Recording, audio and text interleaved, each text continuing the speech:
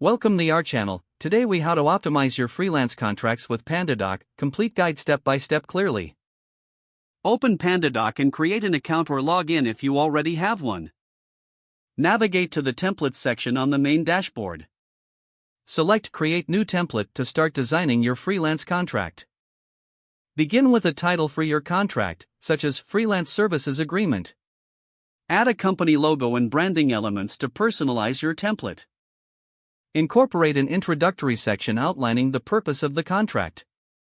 Define the parties involved by adding fields for names and contact information.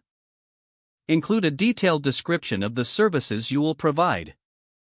Specify the terms of payment, including rates, payment schedule, and acceptable payment methods.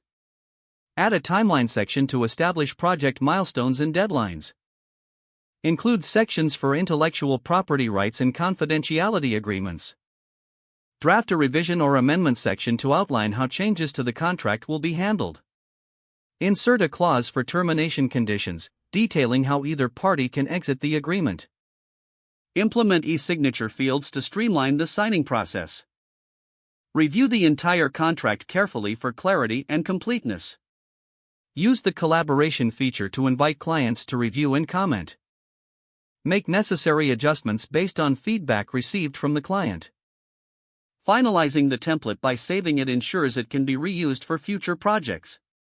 Once finalized, share the contract with your client via email or a direct link.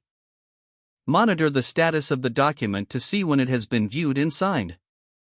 Maintain organized records of all signed contracts within PandaDoc. Utilize the analytics tools to track contract performance and client engagement. Regularly update your template based on feedback and changes in your services. This completes your guide on optimizing your freelance contracts with PandaDoc. If the page does not load, refresh the browser or try again in a private or incognito window. Make sure you are using the correct email address, then retype it carefully to avoid small typos. If your password is not accepted, use the reset option and create a new strong password you can remember. Check your spam folder for verification or security emails, then complete any requested confirmation steps. Enable two-factor authentication if available to improve account security and reduce unauthorized access risk.